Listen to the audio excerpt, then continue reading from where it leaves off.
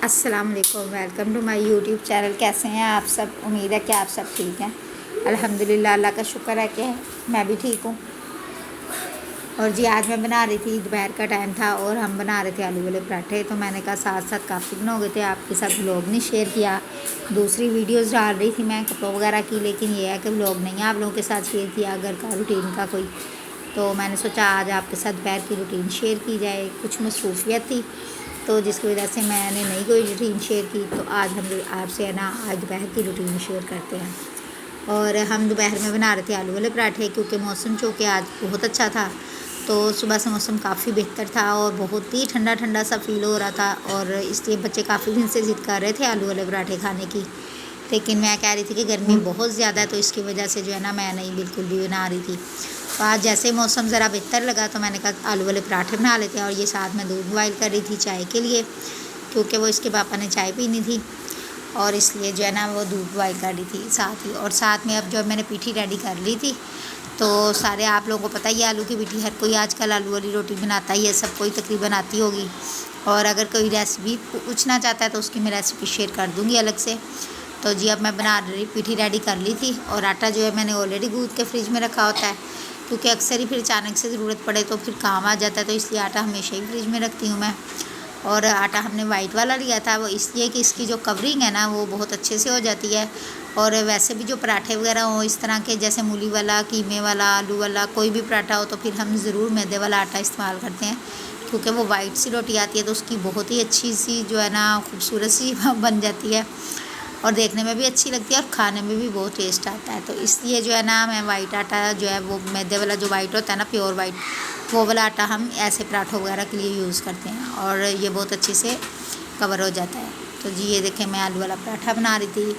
और आप लोगों से गुजारिश है कि आप लोग मेरा चैनल जो है सब्सक्राइब करें, मेरी वीडियो को लाइक करें। मेरे चैनल पर अगर न्यू है तो मेरे चैनल को सब्सक्राइब करें और मेरी वीडियो को लाइक शेयर किया करें, और मुझे ज़्यादा से ज़्यादा सपोर्ट करें ताकि मैं जो है मज़ीद वीडियो बना सकूं।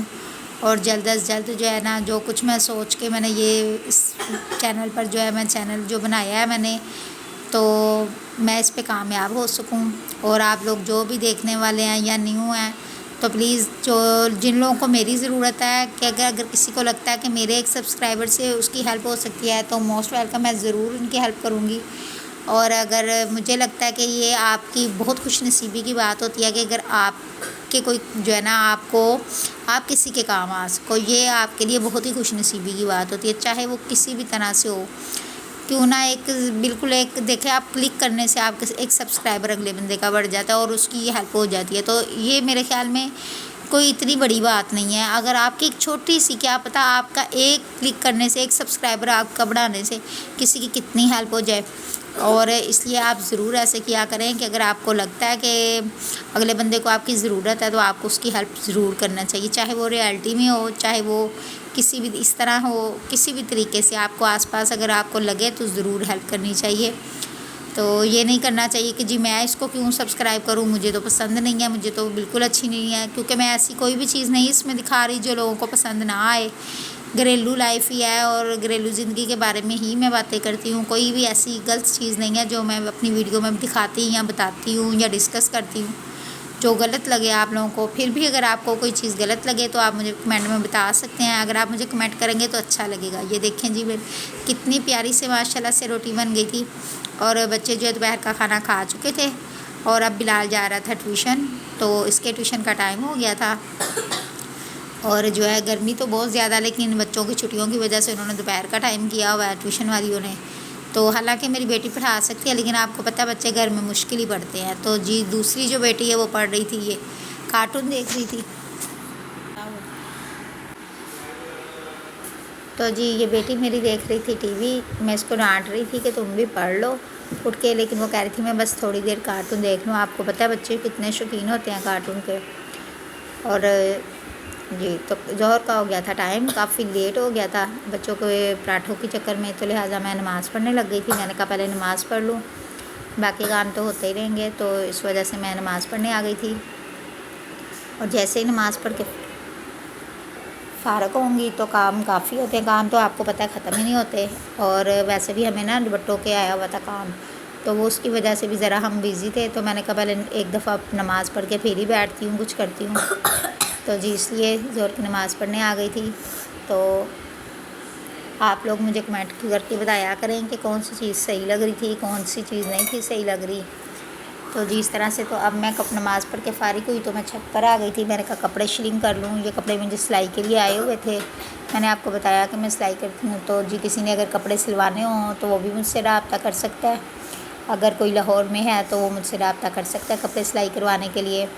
हर तरह की डिज़ाइनिंग के मैं कपड़े सिलाई कर लेती हूँ। तो ये मुझे जो है ना कपड़े आए थे तो उन्होंने बताया था कि शिलिंग नहीं किए हुए। अक्सर ऐसे भी आ जाते हैं कस्टमर जिनके कपड़े शिलिंग नहीं हुए होते। तो फिर ये मैं छत पे आई थी। मैंने कहा कपड़े शिलिंग कर दूँ, दोपहर जल्दी सूख पे ड्राई भी हो जाएंगे जल्दी से। तो इसलिए मैं छत पर आ गई थी। मौसम जो है तकरीबन नॉर्मल ही था आज। मैंने आपको बताया ज़रा ठंडा ठंडा ही था, ज़्यादा आज शिद्दत गर्मी की नहीं थी इतनी ज़्यादा। तो जी कपड़े मैं इस तरह से कुछ डालने लग गई थी। ये थोड़ा बड़ा था तो मैंने इसको इस तरह से कैरी करके डाल दिया, और ये जो छोटे थे मैंने इस तरह से अलग अलग डाल दिया। अब जो है हमने छत पे भी सोना छोड़ दिया क्योंकि मौसम जो है ना थोड़ा सा चेंज भी हुआ और उसकी वजह से बरसात भी है ना, तो पर इस तरह उलझन सी होती है, जैसे गीला गीला सी हर चीज़ लगती है, उलझन इस तरह फ़ील होती है। तो इसलिए हमने छत पे भी सोना छोड़ दिया। तो इसलिए छत पे चारपाइयाँ वगैरह भी नहीं थी और मैं सिर्फ कपड़े ही शिलिंग करने के लिए आई थी। तो मैंने कहा कुछ मैंने जो है डाल दिए थे, कुछ मैंने धो दिए थे, ताकि वो जो है सारे ही मैं एक दफ़ा डाल दूँ, तारे भी खाली हैं और वैसे भी इस टाइम जो है जल्दी जल्दी से ड्राई हो जाएंगे।